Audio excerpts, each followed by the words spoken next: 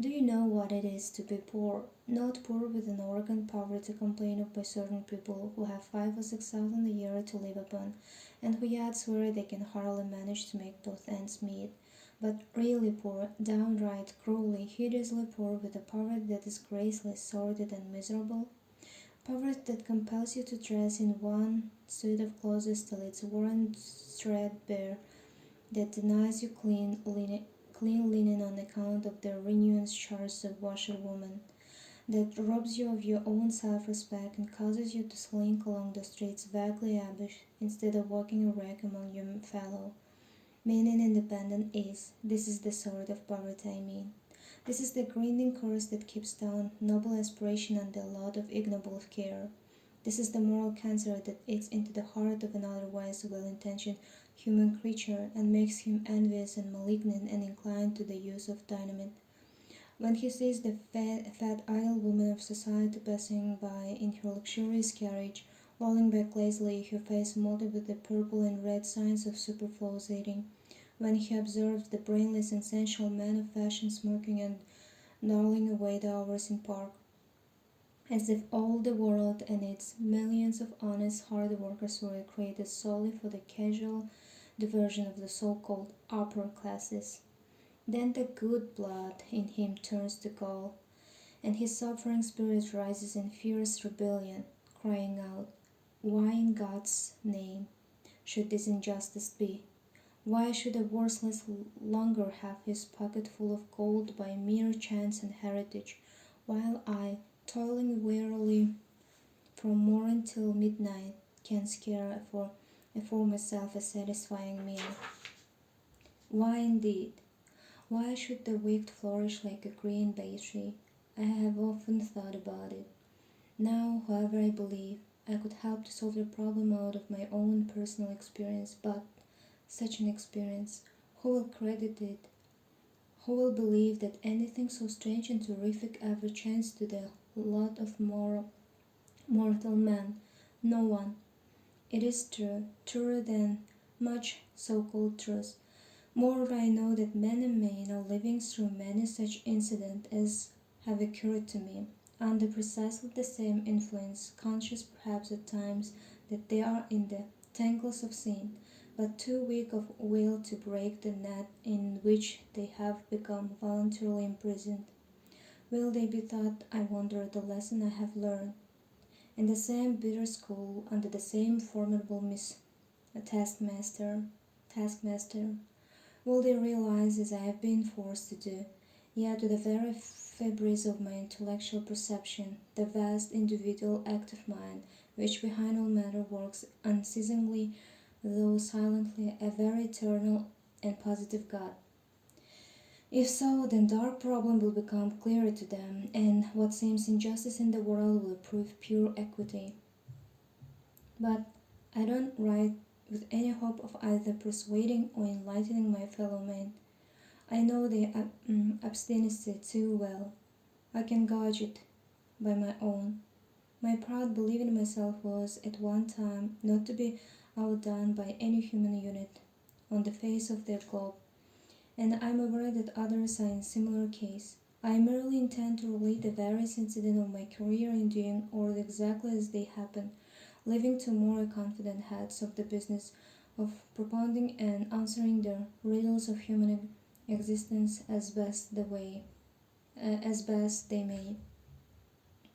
During a certain bitter winter, long remembered for its Arctic severity, when a great wave of intense cold spread freezing influences not alone over the happy isles of Britain, but throughout all Europe, age of a tempest was alone in London and well nigh starving.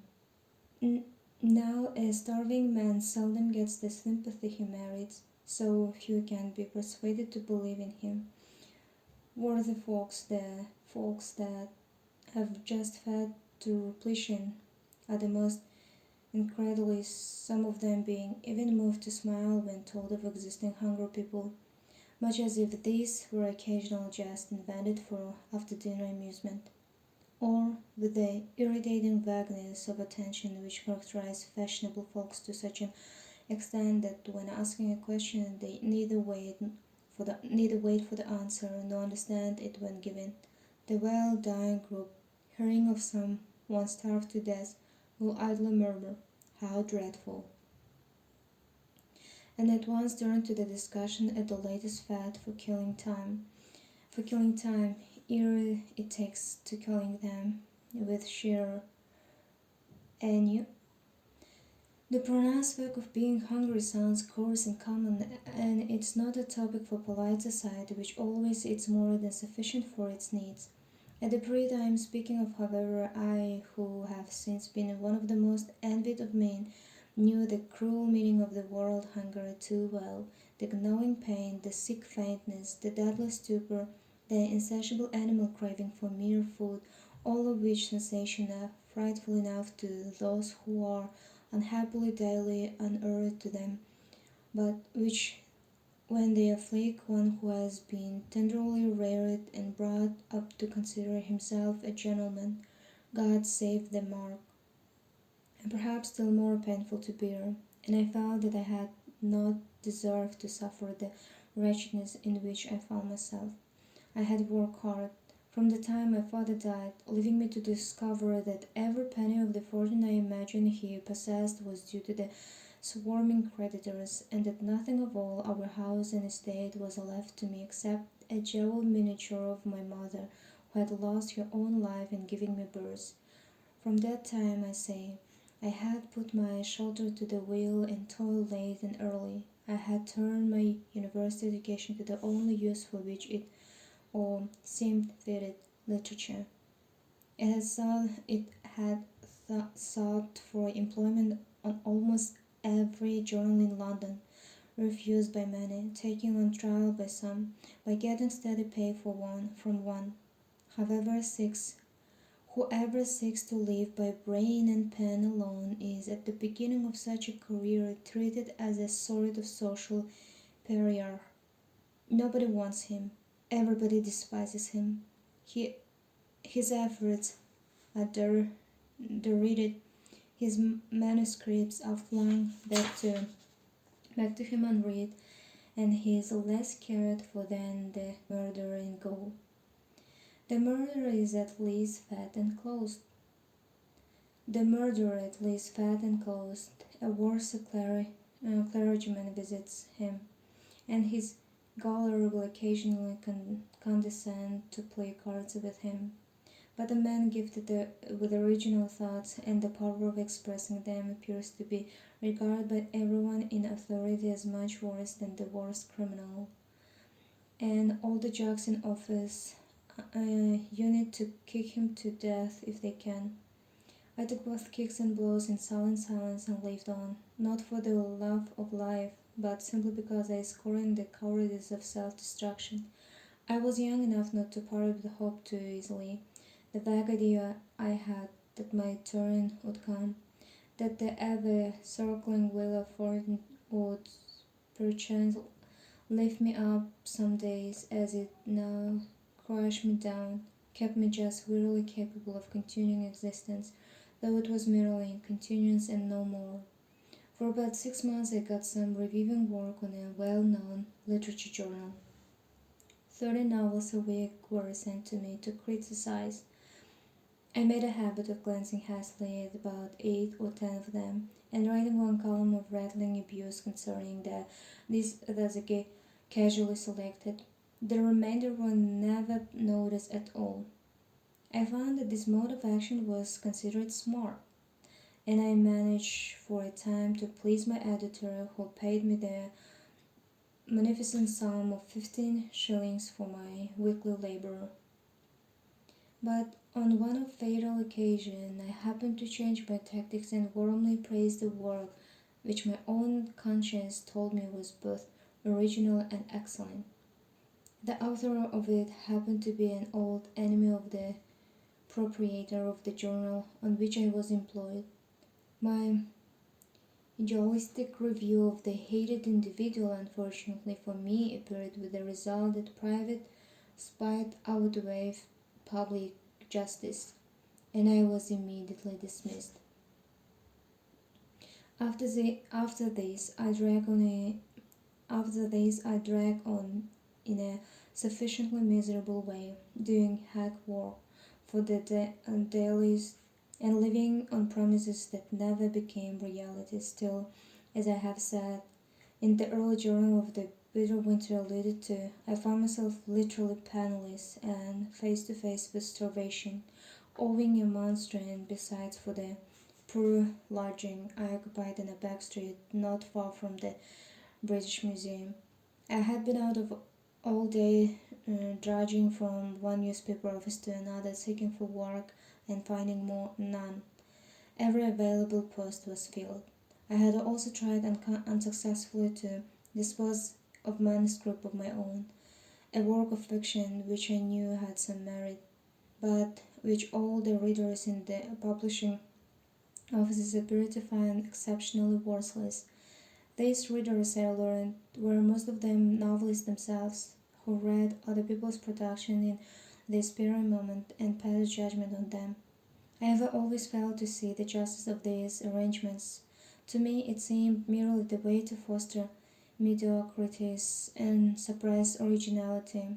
Common sense points out the fact that the novelist reader who has a place to maintain for himself in literature would naturally rather encourage work that is likely to prove ephemeral than the which might possibly take a higher footing than his own.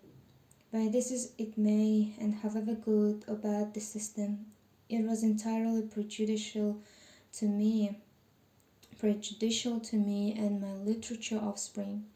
The last publisher I tried was a kindly man who looked at my shabby clothes and gaunt face with some commiseration. "I'm sorry," he said, "very sorry, but my readers are quite unanimous. From what I can learn, it seems to me you have been too earnest, and also rather sarcastic in certain structures against society. My dear fellow, that one too. Never blame society. It buys books. Now, if you could write a smart love story, slightly rescue, even a little more than rescue, for the matter, that's the sort of thing that suits the present age." Pardon me," I interposed somewhat wearily, "but are you sure you judge the public taste correctly?" He smiled a bland smile of indulgent amusement, and what he no doubt considered my ignorance in putting such a query. "Of course I'm sure," he replied. "It is my business to know the public taste as thoroughly as I know my own pocket. Understand me, I don't suggest that you should write a book on any positively indecent subject that can be safely left to the new woman." And he laughed. "But I assure you high-class fiction doesn't sell. The critics don't like it to begin with. What goes down with them and with the public is a bit of sensational realism told in tourist newspaper English, literature English, Edisonian English is a mistake. And I'm also a mistake, I think. And I'm also a mistake, I think," I said with a forced smile. "At any rate, if what you say be true, I must lay down the pen and try another trade. I am old-fashioned enough to consider literature as the highest of all professions and would rather not join in with those who voluntarily degrade it." He gave me a quick side glance of mingled incredulity and depreciation. "Well, well," he finally observed, "you are a little quixotic. That will wear off. Will you come on to my club and dine with me?" I refused this invitation promptly. I knew the man so and recognized my wretched plight, and pride, false pride if you will, rose up to my rescue. I bade him a hurried good day and started back to my lodging carrying rejected manuscript with me.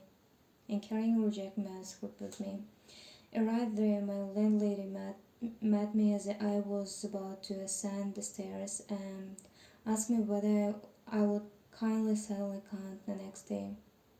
She spoke civilly enough, poor soul, and not without a certain compassionate hesitation in her manner. Her evident pity for me galled my spirit as much as the publisher's offer of a dinner who wounded my pride, and with a perfectly audacious air of certainty, I at once promised her the money at the time she herself appointed, though I had not the least idea where or how I should get the required sum.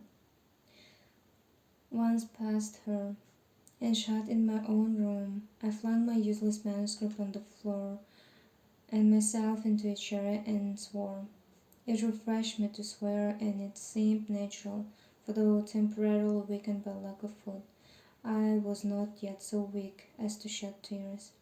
And a fierce, formidable oath was to me the same sort of physical relief which I imagine a fit of weeping may be to an excitable woman. Just as I could not shed tears, so I am incapable of apostrophizing God in my despair. To speak frankly, I did not believe in any God then. I was to myself an all-sufficing mortal, scorning the time-worn superstitions of so-called religion.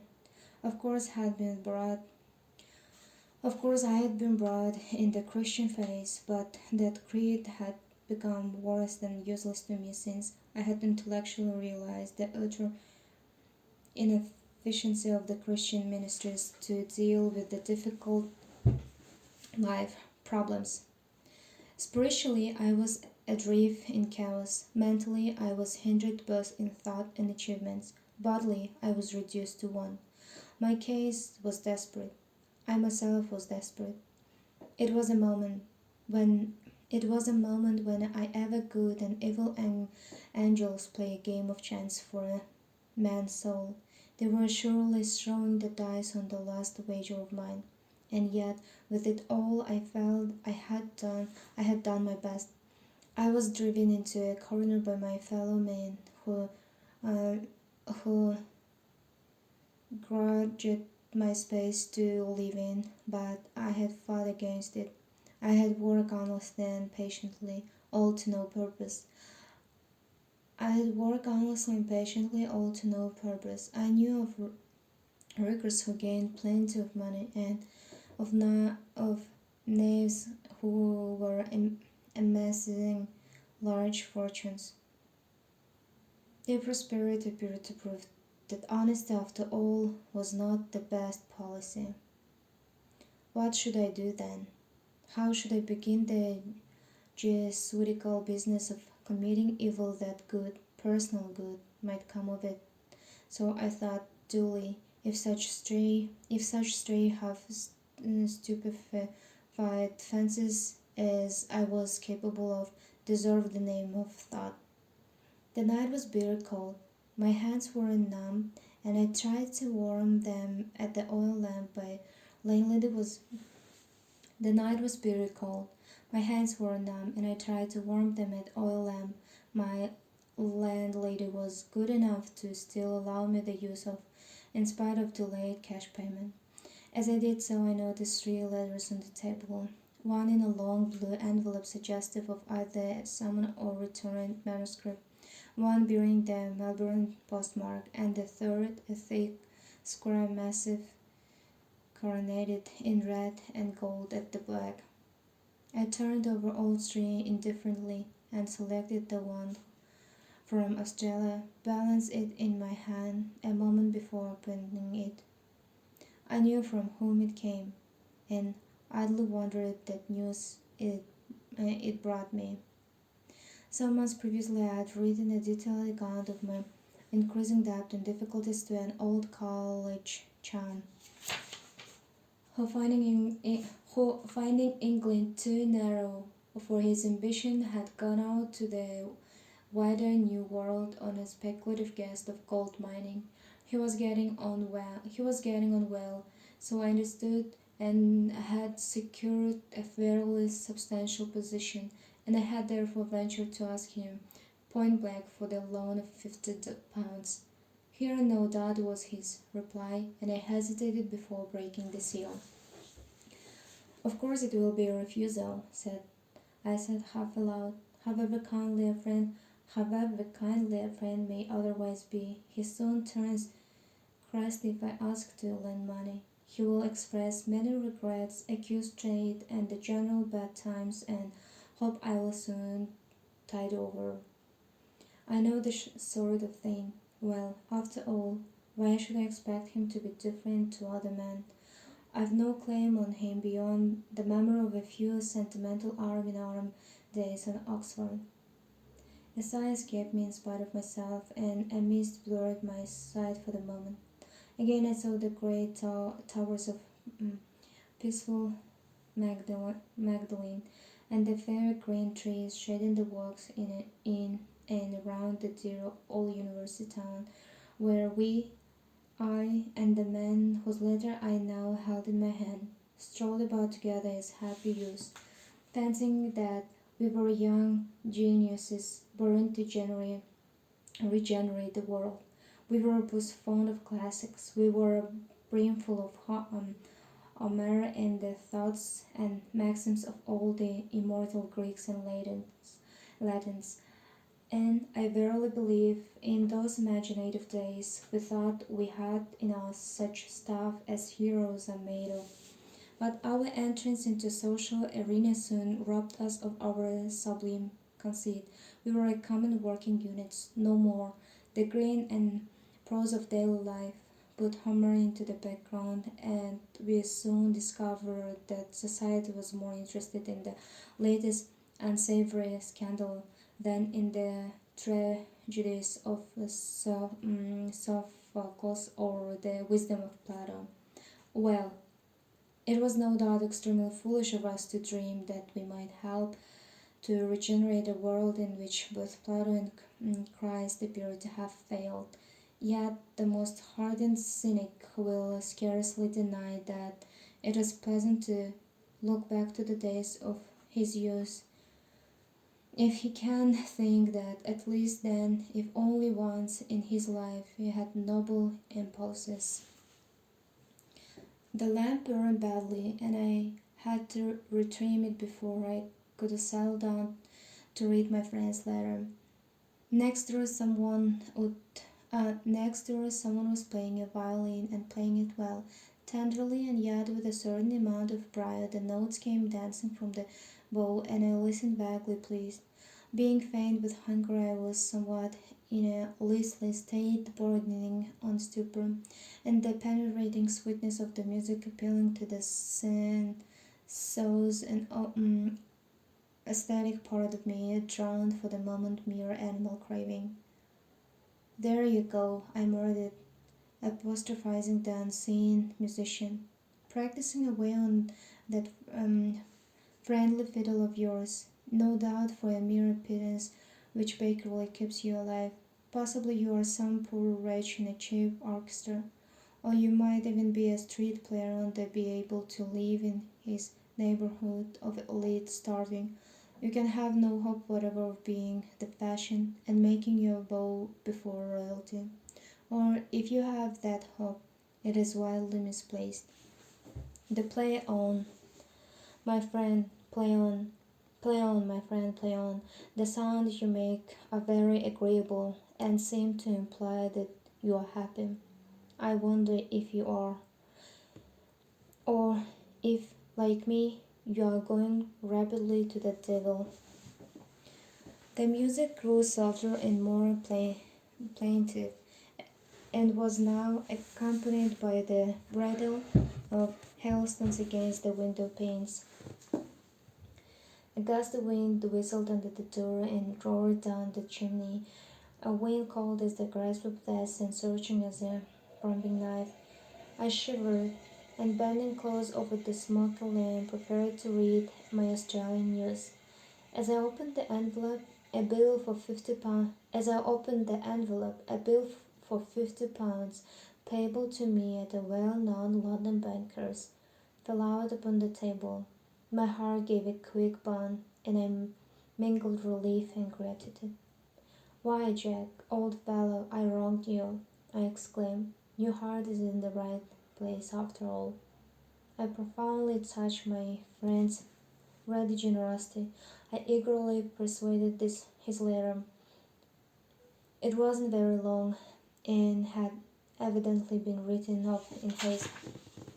Dear Geoff, I'm sorry to hear you are down on your luck. It shows that a crop of fools are still flourishing in London. When a man of your capability cannot gain his proper place in the world of letters and be fittingly acknowledged, I believe it's all a question of wire pulling, and money is the only thing that will pull the wires. Here's the 50 you asked for and welcome. Don't hurry about paying it back.